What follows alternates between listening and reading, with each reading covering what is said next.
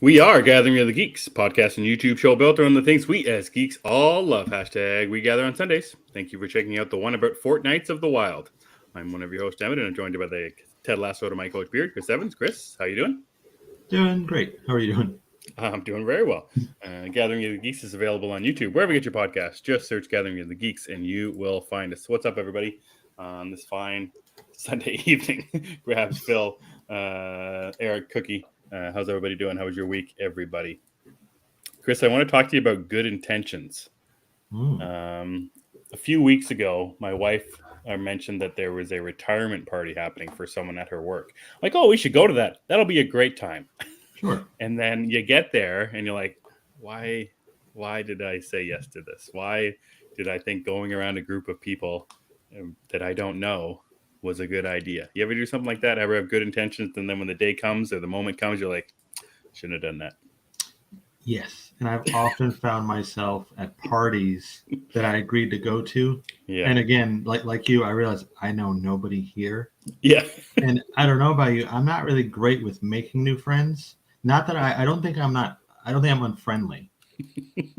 But I don't like crowds very much, like large crowds of people, especially when I don't know them. So. Yes.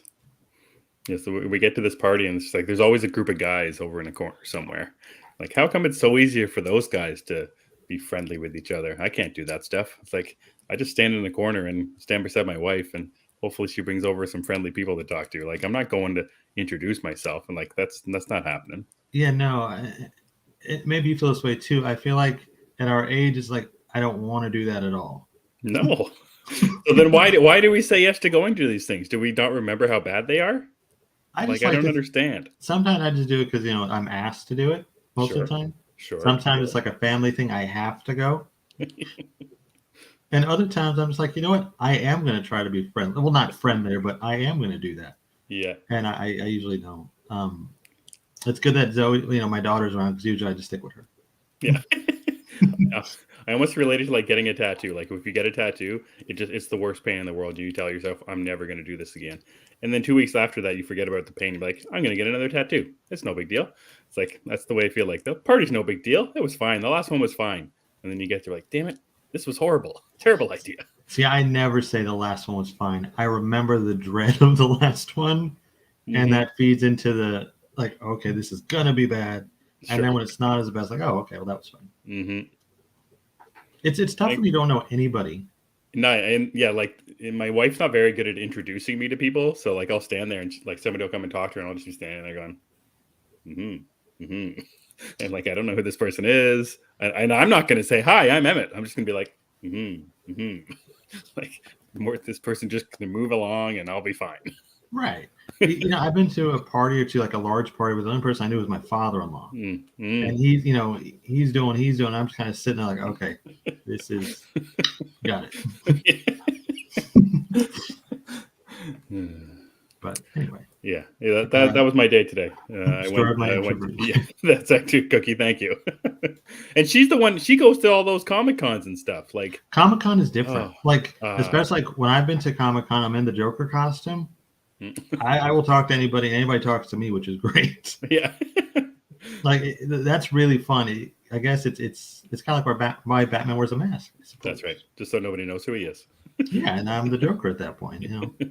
Children love it.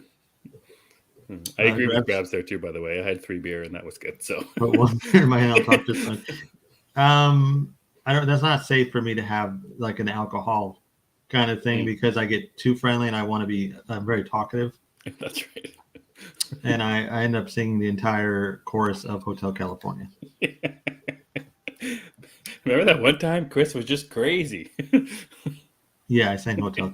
Yeah, and then the vomiting starts and I laugh a lot. It's bad. It's bad. Bad scene. If pain was remembered, actually, no one would have siblings. Hey, Bali, how's it going?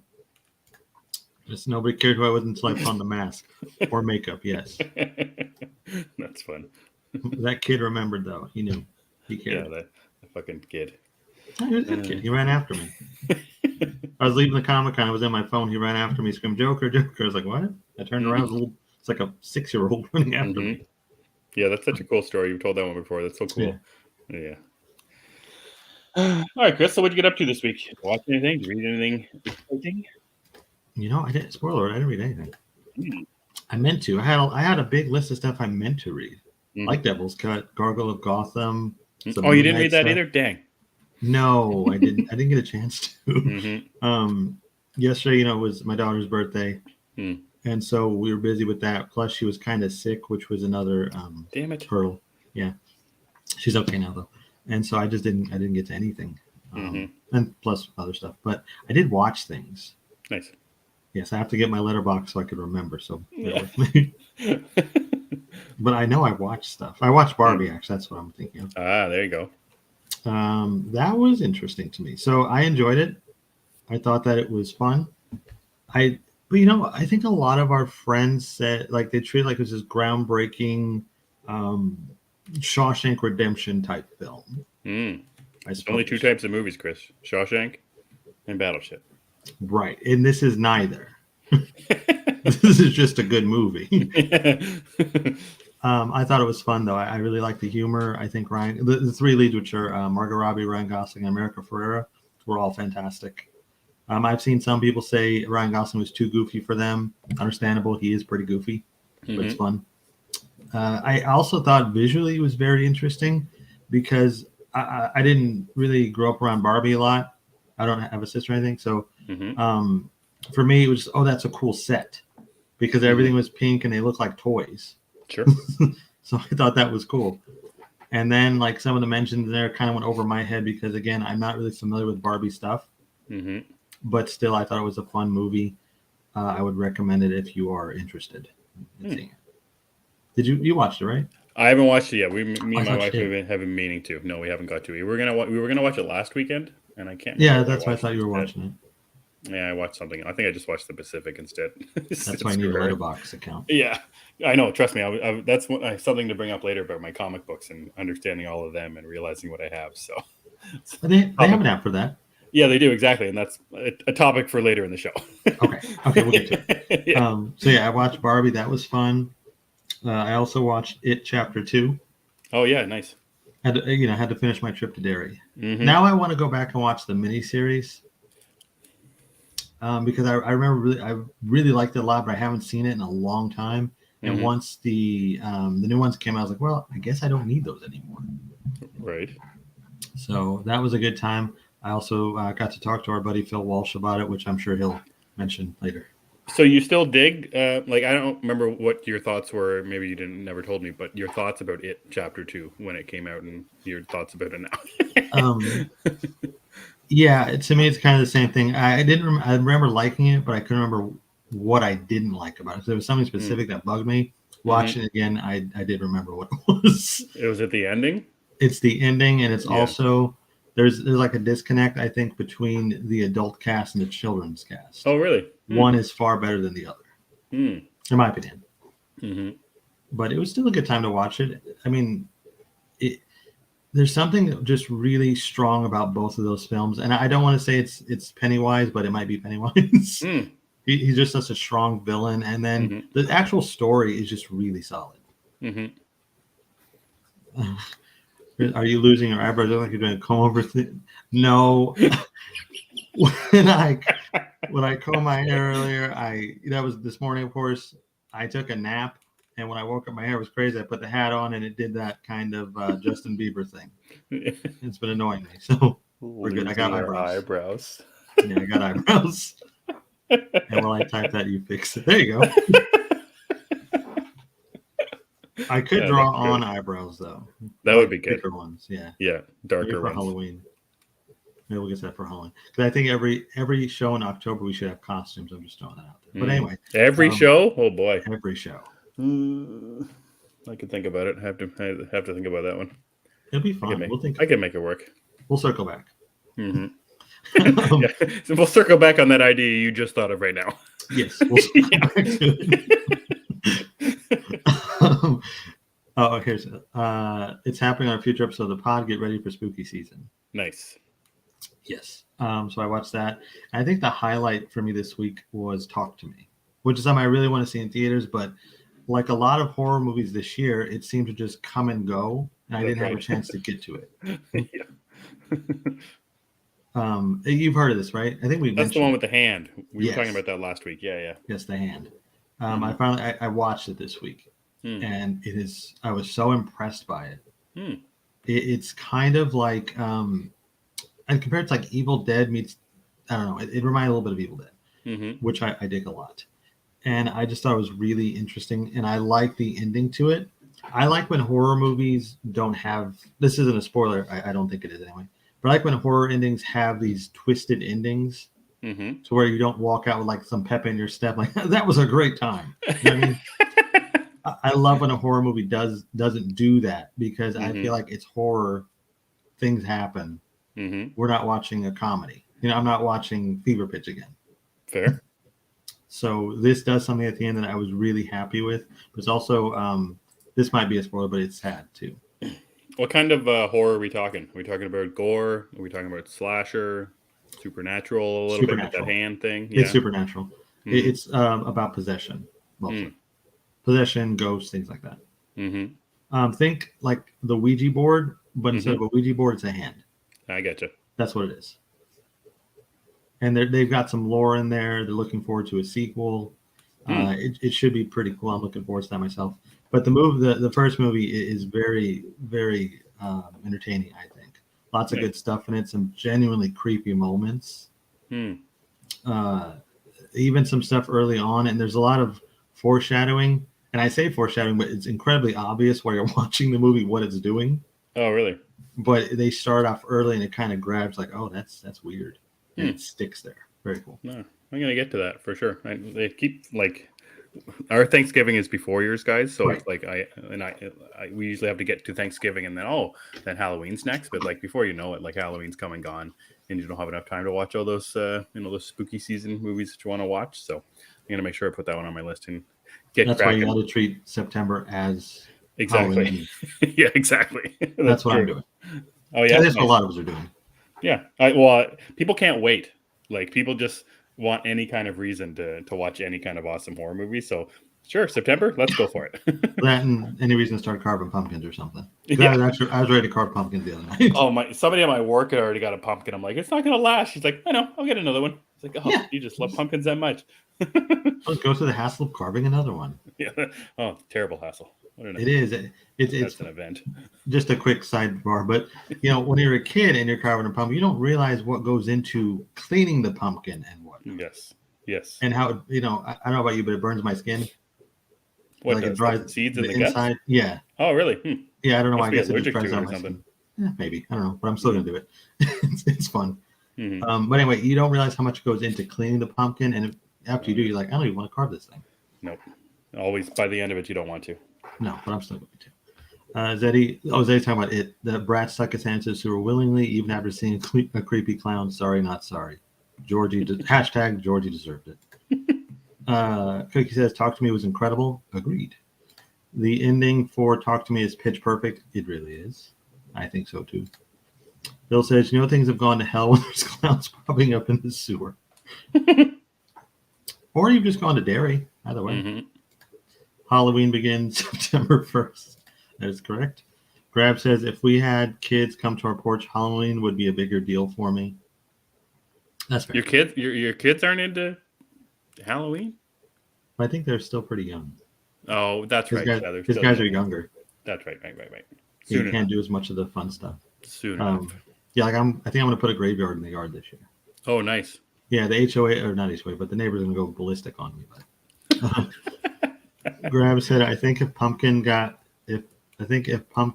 guts burn my skin, I'd take the hint and stop supporting Halloween. No, sir. You got to fight through the pain, Grabs. You do. Just get your teeth and get through it. It's just a little redness. Just use some hand lotion afterward. You're good. Mm-hmm. Let's carve that damn pumpkin.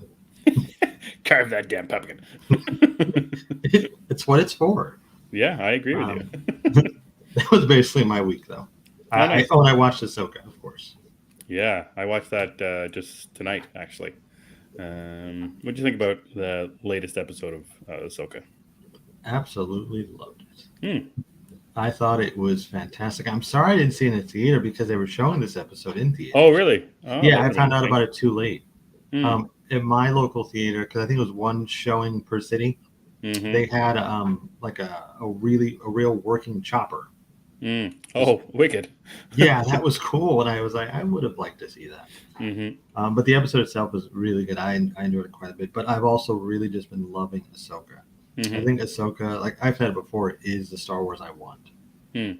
What do you think about it? So some of the stuff that we've been talking about that we haven't enjoyed as much from Ahsoka is the stuff that we don't understand from it, Right. the stuff from Rebels and Clone Wars. And this episode was, and the previous 4 episodes were little bits of that in each of the episodes, and it Mhm. was kind of easier for me to deal with. In this episode, 90% of this episode is you should have known what came before it, like the stuff where Ahsoka is kind of, I don't know, looking at her past, confused the hell out of me. More of those whale things confused the hell out of me. Um, where she went, I didn't jive with that. Okay. So the stuff that, like, the Anakin stuff and her, great. Like, Yeah. just I like seeing them together, and that kind of, it doesn't make me sad, but just that part of Rebels I missed. The actual Padawan and teacher aspect of it. So it's nice to seeing them kind of having lots of scenes together, which was really nice. But it was just more of the stuff that I didn't understand, and this episode it was just full with too much of it. Plus, the whale thing is just not doing it for me. I I don't don't get the know. whale thing. Yes, yeah, and I don't even know if I got it. Maybe, well, for me, if I got it, if that would help anything really. It just they held on it a little too long, I thought. Anyways, just a little bit too much of that stuff that has been building over the last 4 episodes of everything that we've missed. Why is this stuff important, and where are they going, and who are these people? Why is Gamora? That kind of stuff. Yeah, exactly. Why is and where is what is? But like, if you look at it in a vacuum, like, it's still a really well made show. Like A the Hoover? lightsaber, yeah, the lightsaber scenes are still great. Mhm. I still like the way Anakin's fighting like Anakin that I remember from the prequel trilogy, all that kind of stuff. It's good to see Hayden Christensen again for sure. Yes. Like seeing him back, and he got a little bit more to do facially and acting wise, I think, than he did in Kenobi. Obviously, he's wearing the suit for most of it until the end when he gets half of his mask broke off. And that one scene, even with the training where they're on, I think him and Obi-Wan are on Coruscant or something. But it's just nice to see Hayden Christensen back as a couple versions of Anakin, which I thought was a little interesting as well. Nice and evil and old and young, which is kind of cool. So I didn't hate the episode. It's just more of this, I don't know what's going on here. And it's just, that hurt me a little bit in this episode. I think I've just accepted that I won't understand till it's over. Sure. I think that might be what it is. Mm-hmm. And also, I don't think that it's as beholden to what happened in this episode, for me anyway, because I just kind of got it. Okay, and I appreciate the fact that we see so much back and forth with Hayden and Ahsoka, Sure. or Anakin. Mm-hmm. Yeah. Also, I just love seeing Hayden Christensen as Anakin. Mm-hmm. I think he probably is my favorite part of the prequel trilogy, Yeah. despite him his acting being on par with a wooden plank. Yeah. I don't mind That's it. true. Yeah, I don't mind it. So it's fine. Mm-hmm. I enjoy it, and it's cool seeing him. Nice. What did you get up to? So yeah, I read Devil's Cut recently. It was just the other day, and I read Gargoyle of Gotham as well. So Devil's Cut was good. You asked me about it, and I said I liked about 60% of the stories and didn't enjoy as many 40% of the stories. I didn't know when I was reading Devil's Cut or going to read it that the stories were so short. Mm-hmm. Some of them are 2 pages. Some of them are a little bit longer. Some of them are 4 or 5, I think. So I wasn't expecting that. So I really didn't even know anything about this series that much. I just knew that the creatives involved, and I knew that the hype was very big for it. And the cover that I got, I really liked. I didn't really know that they were branching off with, their own stories from this until afterwards. So that gets me excited for 60% of what I read. The Jock story I liked the Scott Snyder one. I like I think the Becky Cloonan one is kind of fun. There's the Ed Brubaker one, or Ed Brubaker? No, Brian Azzarello one. I think it's Brian Azzarello. He does a Western one in it, a Western story, and I didn't enjoy that one as much. I don't think I like Brian Azzarello as a writer. You've mentioned that before. You only like it when he's with Lee Bermejo. Yeah, basically. Yeah. So yeah, I'm looking forward to more of the stories, and now that I've read some of them, I'll know which ones I want to pick up on. You know, the James Tynion one is the first story in it. It's good.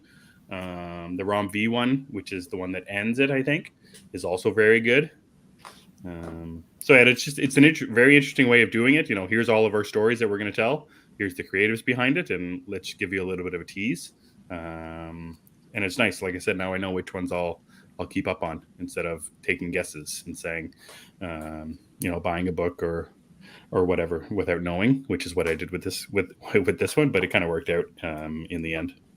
Do you think that's something more indie books or indie companies should try doing, where they hand out this sampler of stories and whatnot? Mm-hmm.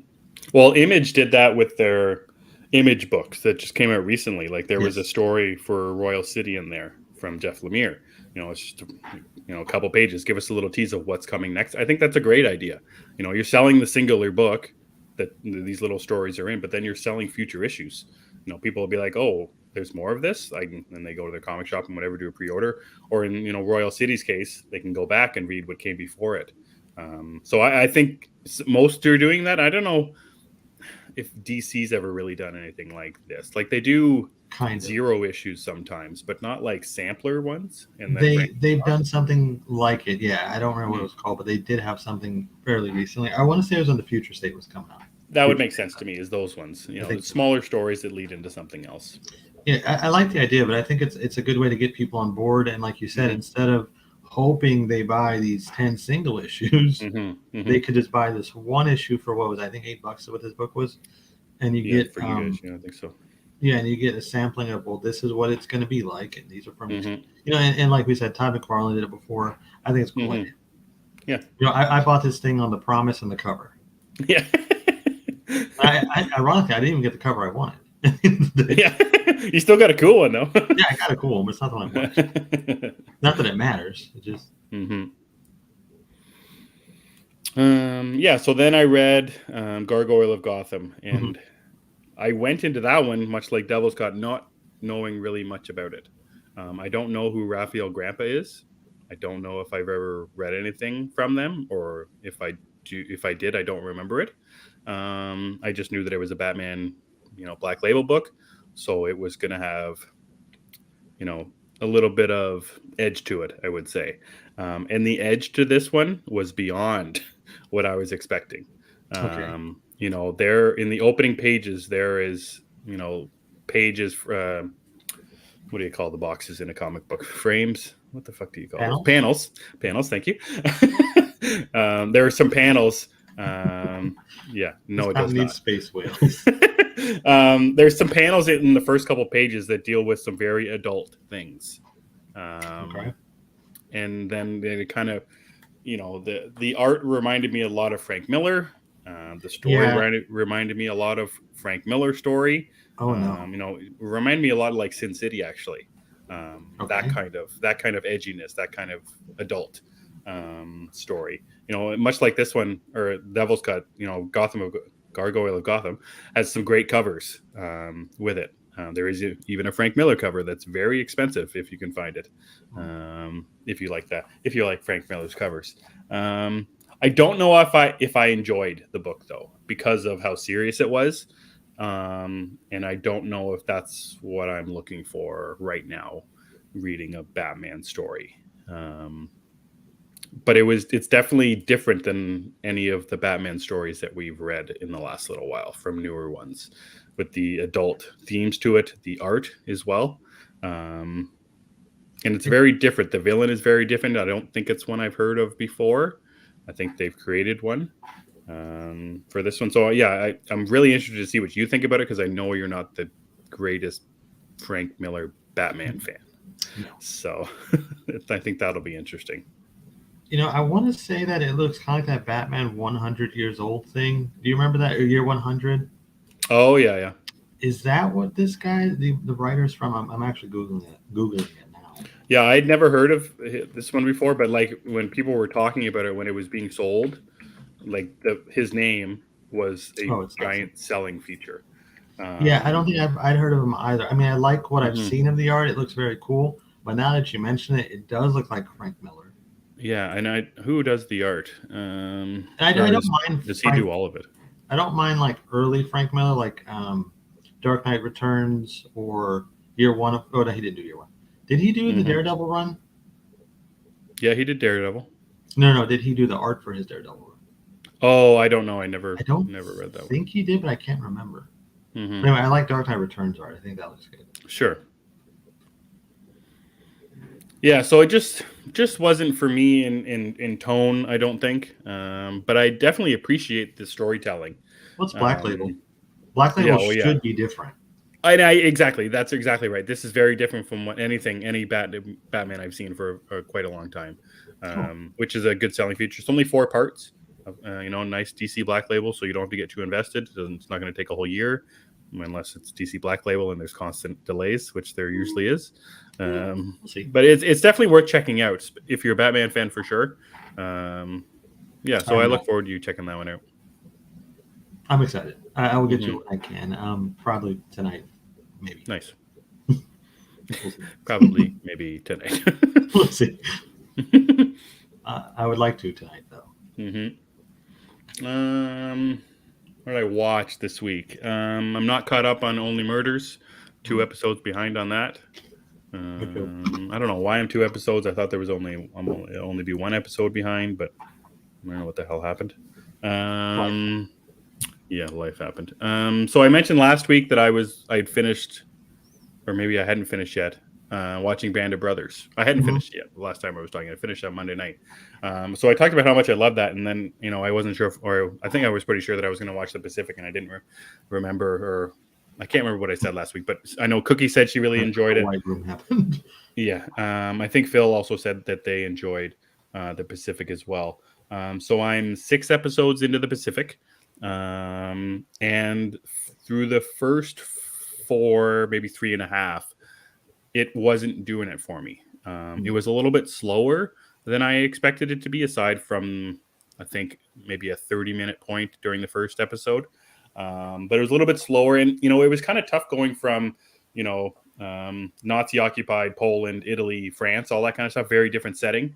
Then obviously going to these little small islands in the middle of the ocean, where they fought the war against the Japanese. So the setting was very different. The characters are very different. Also in the first episode, there's John Berthnall. I'm like, oh, John Berthnall's in this? This is great. It doesn't work out so good for John Berthnall. So that kind of threw me off pretty early on. Like, oh, one of my favorite actors ever is here, and then he's gone. But the 5th and 6th episode is an onslaught of action, like beyond battle scenes. And they do a really interesting thing with the battle scenes in the Pacific, where you don't see the enemy that much, but you can feel them. Like you just like the thing about the war, and the way they're portraying it is like, it's just nonstop action, nonstop Japanese, nonstop enemies. It's just come after wave after wave. Like there's scenes where the Japanese are just piled up over, and the Americans have to go out, push the pile over so they can see. That sounds pretty intense. I don't know if I like that. Like, and that's the perfect word. It's just intense. And like in the Band of Brothers, the fights were a little further away. Like it wasn't a lot of hand-to-hand stuff. Like there was a little bit in Band of Brothers, but the Pacific, it just seems like it's just nonstop, wave after wave after wave after wave of Japanese. And in the Pacific, more than in Band of Brothers, they seem like they're more like kids, like they're young boys over there fighting the war, rather in Band of Brothers where like they're men, and they're the paratroopers in Band of Brothers, and in the Pacific it's the Marines. So it feels like one of the actors in 4, 5, and 6 is Timmy from Jurassic Park, but he's much older now, like the little kid. And Timmy. Yeah, it took me a second. So it's just like, oh, that kid's like, I always picture him as a young boy, and now, but seeing him in this, that maybe that's why I'm thinking. I've seen him in anything else? Has he been? Yeah, well, he was in Social Network for a few minutes. He was one of the roommates of Mark Zuckerberg. Oh, And that, okay. but I hadn't seen him really anything into it.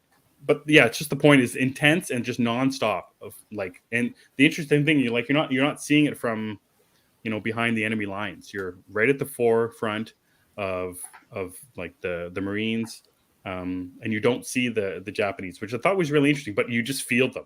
You can hear the gunshots, and it's just never ending, never ending. So in this sense, I got a better sense of the life of the people in the Marines, and Mm-hmm. maybe it's just a little bit different than Band of Brothers. I feel worse for the Marines versus the paratroopers, and obviously, they weren't doing so well in Japan and in the Mm-hmm. war with the Japanese, the Americans. So that's why the bomb was dropped and all that kind of stuff. And you really get the sense that these Japanese, they're not giving up. You get the sense that they're not surrendering. No matter how bad it gets for them, they're just going to keep coming and keep coming and keep coming and keep coming. So it's really good, and I'm like I said, the first couple episodes a little slower, but then it's picking it up in the middle where it's just nonstop action scenes, like in an entire episode, like an hour of just nonstop shooting, and it's wild stuff. It's really incredible. Do you think Grab is onto something here with this show? Because he says, I think the first couple episodes of Band of Brothers is slow as well, but knowing where it goes somehow makes it better. Do you think this will have a similar outcome for you? Yeah, well, like the first episode of Band of Brothers is training, and then by the end of the first episode, they're jumping in to France or whatever. And one of the big things for me is I don't know much about the war against the Japanese. All I know is we eventually dropped a bomb. That's it. Like when I was younger and reading about World War II or doing history projects, it's very much about Nazi Germany. It's very much about the concentration camps. Right. There isn't as much, or I didn't learn as much about the Pacific and the Japanese and all that kind of stuff. So not knowing where it's going is definitely helping my interest in these later episodes with all these battles and all that kind of stuff. It's just also very different. Like in the Band of Brothers, you get interviews with people who were in the actual Marine.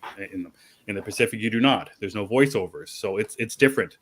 So it took me a little while to get used to that, because I often say if you go right from one thing right to another, you still have that other thing in the back of your head that doesn't let you enjoy that other thing as much, because all you're thinking about, well, it's not like that. The first one was better or something like that. So I had to get the Band of Brothers out of my head, and by the middle of the Pacific, I've got it out of my head, and it's hitting me over the head with it. So perhaps you should have watched a rom-com between. Yeah, that's right. I should have. You should watch No Hard Feelings. Yeah, I should watch that actually. It's funny. Bolly Rock says that's funny. I just watched Band of Brothers, just as great as I'd heard. We'll check out Pacific at some point. Mm-hmm. Cookie says it's crazy how different the warfare was at the same point in time. Yep. The Pacific really surprised me. Mm-hmm. And the teams are different. Like the first, or the people you follow for the first couple episodes is one group, and then in the episodes that I'm on right now, it's a totally different group. And you got one people who went back to America. It's just very different from what I was expecting, and that's a good thing. But it just threw me off for those first couple episodes. That's fair. It seems like it's popular from what we've heard from people.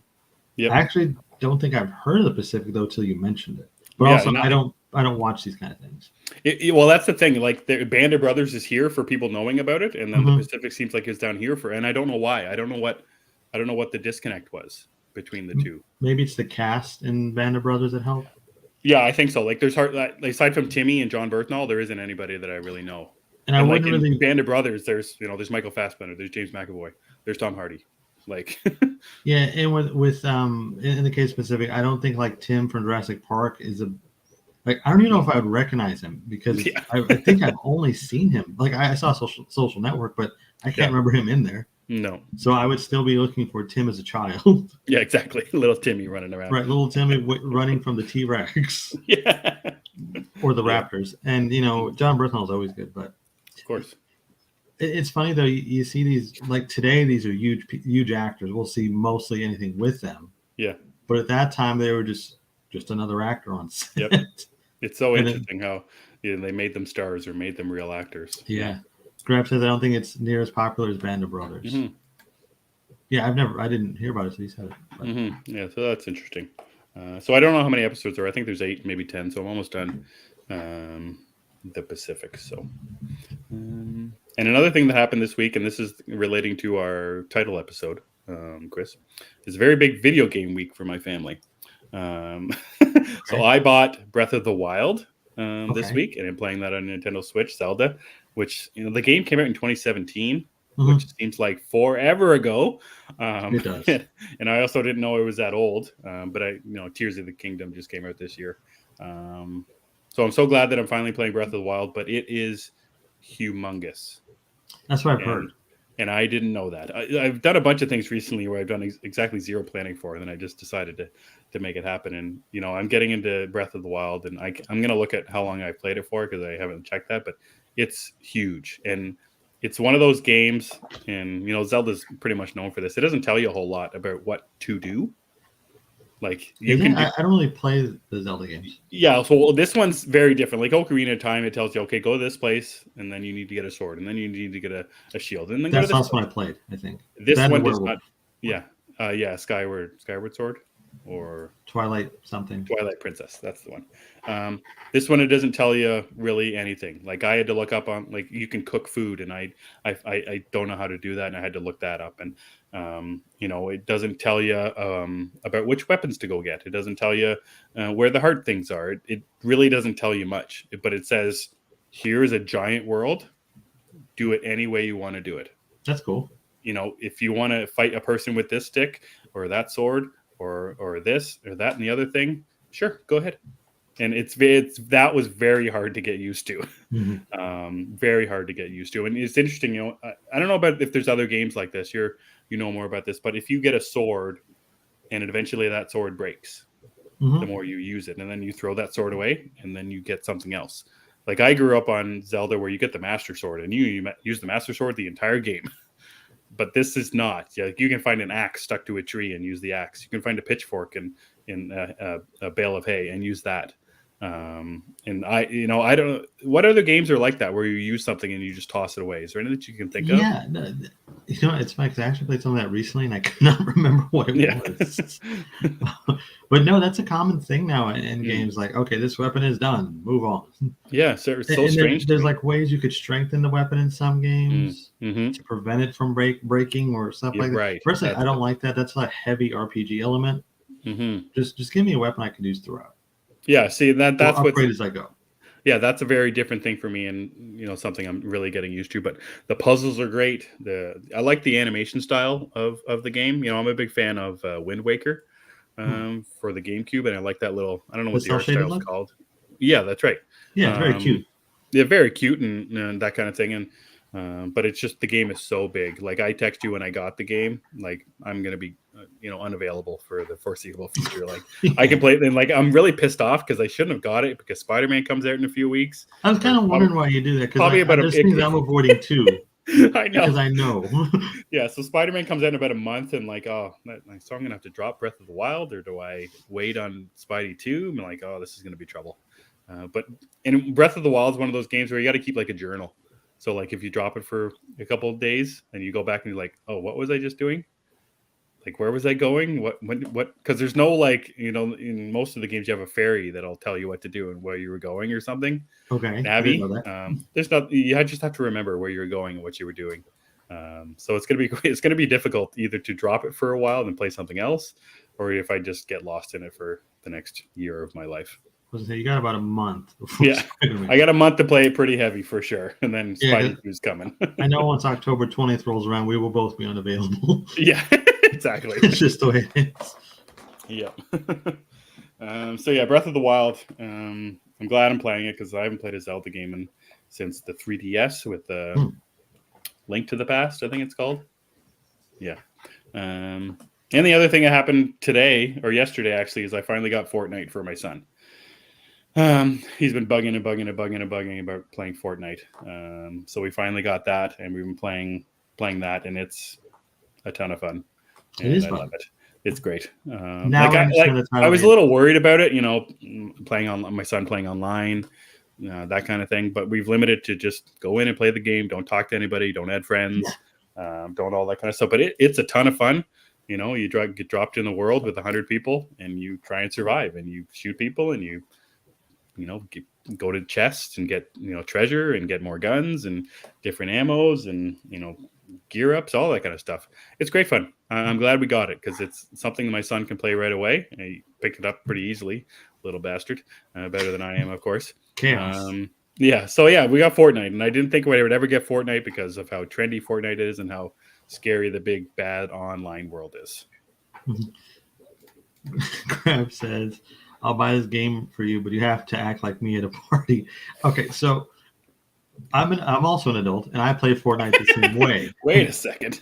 Yeah, I also play the same way because I don't know, a lot of what you're playing with, if you listen to them speak, it's just the most bizarre thing that I don't want to hear.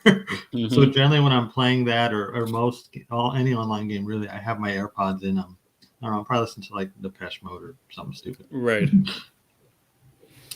But yeah, that is a good way to play it. So before the show started, I looked at the title and I had no idea what it meant because I would say 99% of the time Emmet comes up with the titles. Yeah. And generally I understand what's going on. This one I was like, I do not know. Yeah, we're struggling between Breath of the Fortnites or Fortnites of the Wild. I don't know. I would have been confused either way. Yeah. Either way, I was not getting it. So Grab says only you can make this battleship Shawshank. There's only one Shawshank. That is true. Yeah, October 20th though. I don't know what's gonna happen. Yeah, we it wasn't a gameplay trailer. It was well, no, more stuff came out on Friday, but I didn't watch it. Oh, really? Yeah, I only saw glimpses of what they did release because I just don't care. I just hype overload. I'm good. Yeah, the hype overload is here, like the first Spidey 2. The the previews are out. People have played it already. Like they played 3 hours of it or something. There's a 6-month-old build. Yeah. Oh, really? Oh, yeah. So yeah, they've added the wings onto. Does Peter Parker have it as well, or does just Miles have it? I didn't. No, Peter has it too. So that's going to be interesting. I think the wings are cool in the comics, and I wish they would add those to the movies because I just think they look cool. Yeah. Well, what's his name? Stupid Tom Holland had them. And, did he? Yeah, and that when he was flying into the tower you guys got down there. He did have it in. It wasn't Far From Home. It was the first one, I think. Homecoming, yeah. I don't know if he's used him in any of the other ones. Not that I remember. I think they just used him for that one spot. And I forgot about it. Yeah, but it looks like a really cool traversal aspect of the new game, and the fast travel looks a lot quicker. It doesn't look like there's any riding on subways or anything. No, I think it's a lot. It's made to be less clunky. Well, from what I saw, you literally just go to the map, pick a spot, and you go you come flying right in on the wings. That's pretty cool. It seems like so quick, and they showed some of the switching back and forth between the characters, and they it's very instant. So they kept talking about putting the limits of the PS5 to the test and all that kind of stuff, which is nice. Give us some more things for the PS5, give us some things that this big expensive console can do, right? That other consoles can't. So that's really exciting to see. Agreed. I'm happy with the stuff I did see and read. I was happy with it, but I don't need them to show me anything else. They basically had me sold when they announced the title. Well, that's the thing. They didn't have to show me anything either. I would have bought it after if they just said, "Oh, we're making a Spidey 2." Oh, great! Yeah. It's from the same people that made Spidey 1. I'll be there. Yeah, I'm good. But yeah, they've showed us a bunch. I assume there'll be probably one more, major trailer for it as well. Yeah, launch trailer or something. Yeah, launch trailer. But yeah, the Spidey PS5 looks freaking sweet. That's a really cool system. I don't know why they don't do that more often. Yeah. It's pretty cool. Yeah, I think it is cool too. So yeah, that's not too long away. Like I said, I think it's the 20th, so just about a month. Yeah, and that's going to be I'll talk and complain about Breath of the Wild all I want, but it'll be a day one buy for Spidey 2. So. And then Zelda will sit on the shelf. Yes, it will. Well, it's a Switch. It's one of those things I can pick up and take with me though too. If I ever go somewhere. So it's just a game where yeah, exactly. It won't be a game that I forget about, but it'll be a game that I don't play as often. It'll just feel like I'm getting nowhere. So just because the game is so big, and I'm so all over the place. That's okay though. It's good to have stuff like that. Yeah, like I'll go to the winter area and be like, oh, I'm too cold. I only need a coat. So I go find the coat. Oh, I need this thing. Oh, I guess I can't do that. I got to go find this thing first. And I don't have that thing. You get that thing and you just go down the line of getting things to find the next thing, which is okay. It works. Yeah. I did want to ask you about Letterbox though. And this is kind of the comic collecting thing. So you've been keeping up on your Letterbox from the start of the year. You've been keeping up on it pretty good. Yeah, but it's not. I don't post reviews or anything on it, and I have like people I follow, like Zeddy. I follow Zeddy on there, but I actually don't know the purpose of following anybody because I don't mess with it enough. Right. Really, I'm just using it to log what I've watched, and yeah, I've been keeping up with it since January. And so, is there a spot on the app that literally says like what I watched, or no? You make a list, and you just name the list and add your movies as you go. Hmm. Like every time I watch something, as soon as the credits roll, I'm opening the Letterbox app to put it in there before I forget. Mm-hmm. Yeah, that's the thing. Forgetting's the worst. Yeah, I did that. I forgot about something. I remember 2 days later. I was like, oh, I'll just put that in now. But now it's out of order, and that kind of bugs me. Oh boy, that's trouble. Yeah, because it's just a thing. Yeah, so I was wondering if there was something. Well, I asked this question on Twitter, and I asked the wrong question. Like, I don't need to know, or I guess there is a way to do it. But if you read a comic book, to put it in there, like, so I know that I read it. But I went to the comic shop this past week, and I also got my hold box shipped to me last week. So you can see on the table here, right there, I got a pile of books. Mm-hmm. I haven't put them away yet, but I was at the comic shop and I was looking like, oh, do I have that book? And I look online sometimes when I'm at work or something on my phone, and I look at a book and I'm like, do I have that book? And I don't know. So then I looked into it a little bit more, and there's, a very simple comic book database app, CLZ, I think it's called. Yeah, that's CLZ Shake people post. I think. Yeah, see, and I have no idea what that is. Our buddy I've DC seen Patrol it. does that a lot. Yeah, he does. Yeah, they used to do it all the time. Twitter anymore. Mm-hmm. Yeah. There's a subscription for it though, which I did not know. Yeah, so you have to, which was kind of a bummer. But I paid for the whole year. I think it was $10 or $12 or something for a whole year. Yeah, for a whole year. Okay. So I don't actually know what I'm paying for. But I don't. I guess it really doesn't matter. I was like, yes. I think that's what I like. $10. I don't really care for a whole year. Sure. But you can scan every barcode that's on your book, so that's pretty easy. Unless I'm going to get to the single issues where the barcode's on the back of the book, so you have to take it out and scan and then put it back in, which is kind of fun. Can't you just log it with like a text thing? Yeah, then you like Letterbox, you just type. Sure. There's you can do it, type it, but when you scan it, it actually puts in every single information, like what print it is, what year it came out. So it really fills in all fancy stuff. Yeah, it really fills in all the information for you. So like I think I scanned one that I actually bought at the dollar store, and it said we couldn't recognize this, so I had to type that one in. So there is an odd case where that does happen. Grab says, and this applies to the reading. If you can't remember if you watch something, are you watching too much? Are you reading too much if you can't remember? Yes. I don't think so. It's not that I'm watching too much or reading too much. It's just that sometimes lately my memory is failing me. Mm-hmm. Well, yeah, you watched something, a week ago. You don't remember by the. And it's not that. And I think I've only forgot I've watched like a couple, like Stardust famously, but just a couple other things. Uh-huh. And it's more of a case I forget to open Letterbox than it is I forgot I watched the movie. Yeah, for sure. Like Bollyrock's that's exactly why.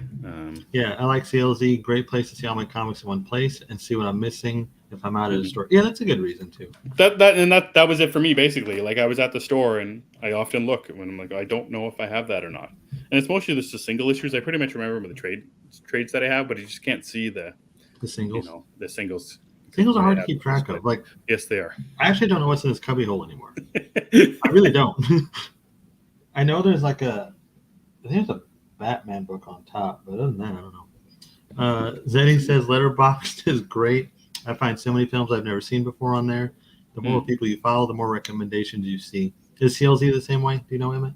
I have no idea.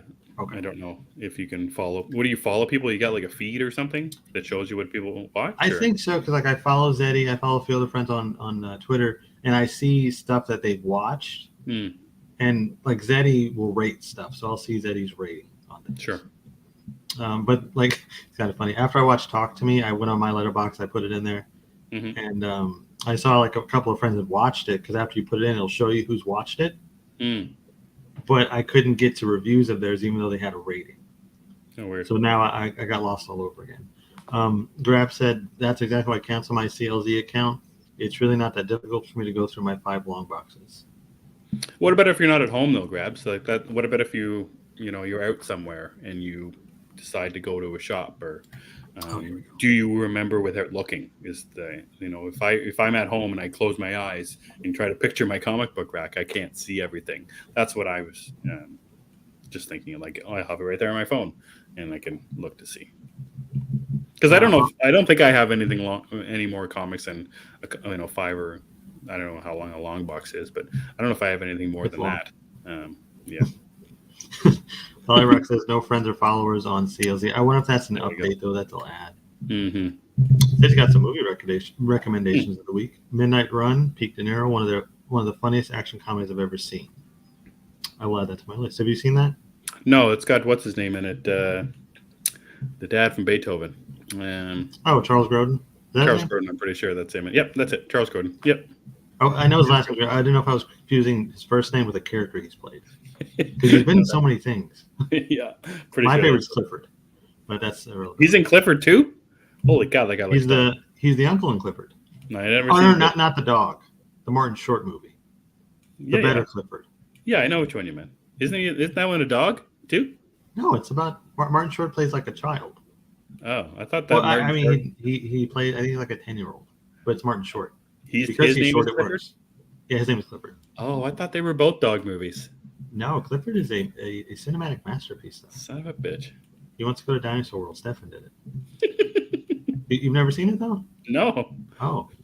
I assume it's somebody with a big red dog. I don't care. No, it's probably terrible now. I would think. I don't know.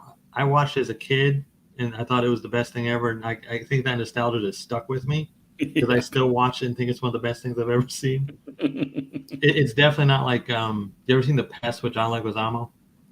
No, I've never seen that one. Okay, that's terrible. But as a kid, it was hilarious. There was a comment I was looking for. Now I can't remember what it was. Oh, this is another thing from Zeddy about a movie, Matchstick Men. Have you ever seen that with Nicolas Cage and Sam Rockwell? Yeah, directed by Ridley Scott. Ridley Scott. That's right. Yeah. Excellent film. Zeddy just watched it the other day, and he was pretty happy with it. Nice. Also, there is something Nicolas Cage I want to mention in a minute, but we'll get to that. All right. This is when you ask Grabs that question. I'm an hour and a half from a comic shop. If I go there, I have a plan. That's totally fair. Yeah, he is a man with a plan. Yeah, he is a man with a plan. Grab says also, if I'm buying a floppy, it's probably a Lemire cover, and you can't really have too many of those, so duplicates are welcome. Totally fair. I don't think there's any artist I will buy multiple covers of. How do you mean? Like the Bermejo covers, I don't think I actually own any of them. You wouldn't buy it just to own his stuff. You're right. I don't think I would because I don't treat them very well, so it's kind of useless. And I won't ever read them. It's some kind of stigma. If I own it physically, I won't read it. Mm-hmm. I thought about that too with the Bermejo detective covers. Like, oh, these look so good, but I'm not going to read detective. No, but they're so pretty. They're so nice. Father Rock said, would be a cool update for sure to have the friends and stuff. My wife and I travel often enough that CLZ is worth it when I'm checking out stores in new towns.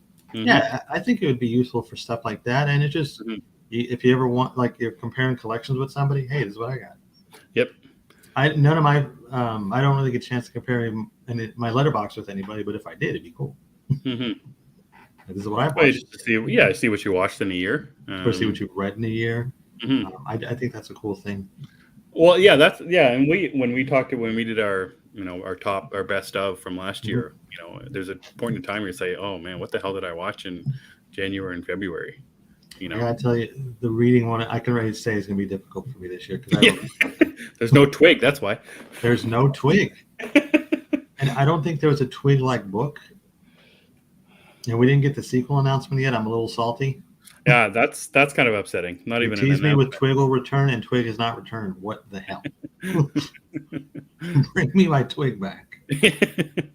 But yeah, that's a thing. Mm-hmm. But I actually would have enjoyed CLZ if I knew what it was at the start of Mm-hmm. the year, Yeah. because then I would remember what I read. Now I don't. Mm-hmm. Yeah. Yeah. So I'm glad I have it. I've only cataloged, I don't know, 3 of the cubes over there, just the one straight down right there. Just doing the hardcovers right now. Didn't take that long, and it's kind of fun, just to get to play with your comic books every once in a while, not read them, or reorganize them or anything like that, and trying to find It's part of the spaces too. collection. Yeah, exactly. And trying to find space for everything. I picked up a couple of taller books lately that don't fit in the cubes, so now I have to figure out what the hell I'm going to do with those because they're Get bigger cubes. bigger cubes. Get bigger cubes. Get bigger cubes. You need them. Yeah, I do. I need something for all the action figures and stuff I've accumulated. Mm-hmm. They're just sprawled all around right now. Yeah. But I also want dioramas, which will require even larger cubes and shelving. Mm-hmm. There's no winning for me.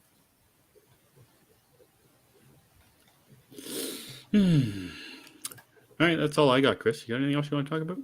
I do. So you were on Midlife Vices this week. Mm-hmm. So we should mention that Sure. because it's awesome. And again, if you guys don't follow Midlife Vices, you really should. They're a lot of fun. Mm-hmm. Secondly, Phil Walsh, our buddy, he wrote a piece that you guys should also check out. Yeah, absolutely. That was pretty cool. And we like supporting our friends. Mm-hmm. And then lastly, this is something I think is really cool, and it's Nicolas Cage related. Our friend Cookie Monster is going to have a Nicolas Cage thing on a podcast that I like. I think you like as well, Pink Buzz. I don't know if I've ever listened to it. I don't think I've listened to it. Okay, well, I watch the live shows when I get time. And so Mm-hmm. she's doing something with them. They're called, they just renamed it. I think it's called How Did We Get Here?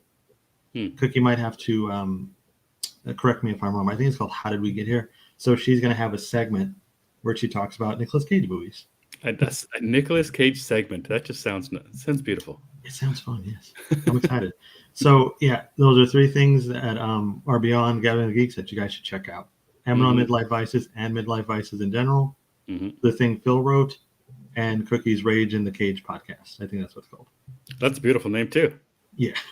Doubling down on the good. It has a cool graphic here. It has a cool graphic too. I just don't know the account, what it's called now. So maybe we'll just include that in comments or something. Sure. Yeah, or just make sure. I forgot because they just changed it. It was Pink Buzz. Now it's. Oh, okay. Yeah, I'll make sure you just follow Cookie Monster on that too on the Twitter as well. Actually, there's an interesting thing that Grabs brought up on Midlife Vices when we were talking about. We were talking about Steve had gone frozen for a minute and ran away. And Grabs and I were talking about Only Murders and how he is not as interested in the mystery in this season. And he doesn't think the show is either. And he thinks it's just more about the people. Yeah. What do you think about that? Do you think that's true? I do. I think this season is very different. But at the same time, it had to be different. Right. You couldn't just do the same formula again, so I get it. Also, to me, they're framing this as the final season. So it makes sense that we're caring more about the people now. And where they're going and what they're doing. That just makes sense to me. Right on. Yeah, it's like Grabs had an interesting thought that I hadn't thought about that they were carrying. I haven't caught up on the final. They're the last 2 episodes, but yeah. Grab says he doesn't think it's any different in season 2. See, I think it is because I think. Oh, well, hold on. Well, different, but not same, but different. Same but different. I don't know. To me, it feels different because it's not as I'm not saying murder intensive, but it's more about their lives right now because they all have something going on, whereas previously they didn't have as much. Or I guess Oliver had the thing with his son. I guess there was stuff about that, but I don't know. Maybe just told in a different way. I don't know. Maybe that's what it is because now that I'm thinking about it, it doesn't. Well, like it's the same but different. Yeah, it's another thing. I don't know. Yeah, I like it. Only Murders in the Building. It's a good time. But I do think they're framing this as the last season. That's what it feels like. That would be interesting. They all had huge things. Yeah, they did have huge. Now that I'm thinking about it, they did. Brazos reunion or whatever that was. Mm-hmm. Oliver and his son, and then Mabel and that guy. Maybe, yeah, it just feels different. Maybe, yeah, maybe it just feels different, but maybe it's not. It's just the way they're telling the story, I guess. I don't know. I like it. Mm-hmm. Yeah, I'm gonna get caught up in the couple episodes this week. Anything else you're gonna check out this week that you want to add to your letterbox? Theater Camp. It's on Hulu here. I believe it's on Star there. Yeah, the Disney thing. Yeah. Yeah, I'm looking forward to checking that out, and I really want to watch. I want to get to Cobweb this week. Oh yeah, I heard about that one. Yeah, Cobweb is on the list, and then any other schlocky horror movie I decide to check out. Schlocky. Yeah, I'm really tempted to watch the Danny Trejo one, The Vamp Father. Oh my god, I saw you post that about that. Yeah, I think I need to do that. Well, you have to watch it, Chris.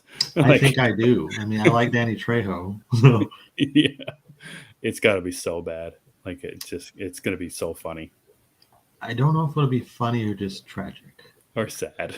Yeah, I think it might be sad. It sounds sad from the synopsis. Yeah, sounds sad.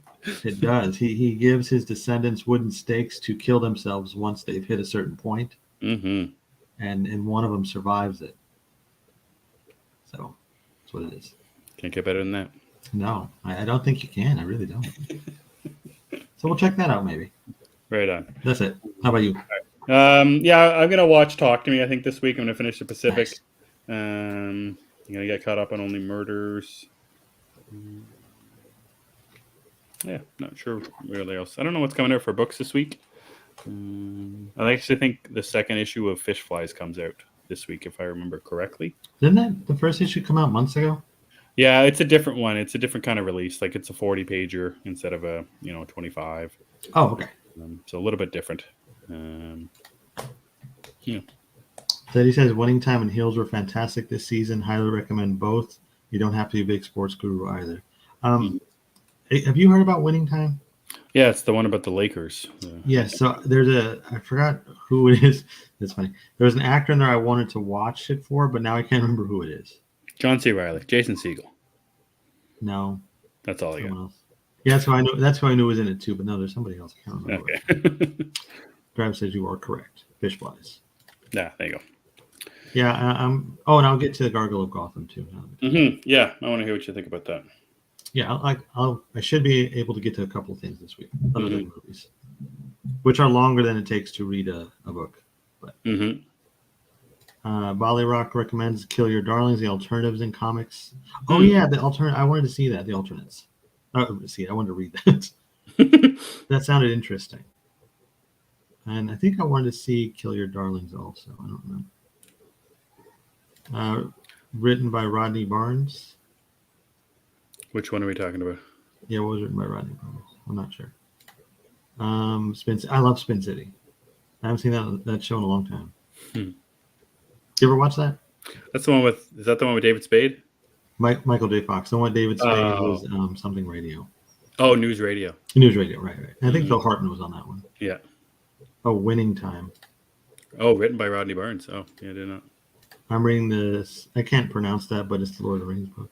Oh, the Silmarillion. Yeah, the history of Lord of the Rings. Oh, Winning Time is written by Rodney Barnes. Is it? You don't have to yell. Take it easy. Is it written by Rodney Barnes? I don't know. Who's Rodney Barnes? Rodney Barnes, the Philadelphia guy. Oh, yeah?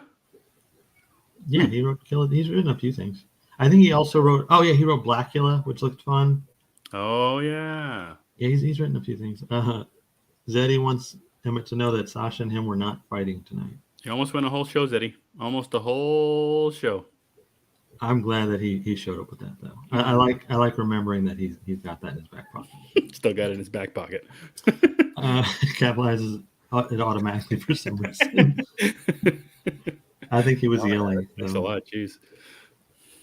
I imagine Gracious. It's Rodney Barnes. Yeah, exactly. Sitting there typing. It's Rodney Barnes, you idiots. I think that's what it was. Yeah, that's what I'm going to say it is. Yeah, I think so. All right, Chris, hit us up with some plugs. Yeah, you guys can follow me on Twitter at thatchris70. You guys can also follow the podcast I do with my buddies Phil Walsh and Anthony Caruso over at DC Unlimited Pod. And as always, I would love to follow this show at G of the Geeks. Emmet is always better with the rest of the plugs, so he will take over. You can follow me on Twitter at Emmet Davis7. Gathering of the Geeks is available on YouTube and wherever you get your podcast. Just search Gathering of the Geeks, and you'll find us there. Thanks to Eric, Zeddy, Grabs, Andrew, Bolly Rock, Cookie, Phil. I think that was everybody tonight. Hope you guys had a great week, and hope you guys have a great upcoming week, and we will talk to you next time. So for Chris and I'm Emmet, and we gather on Sundays. Have a good week.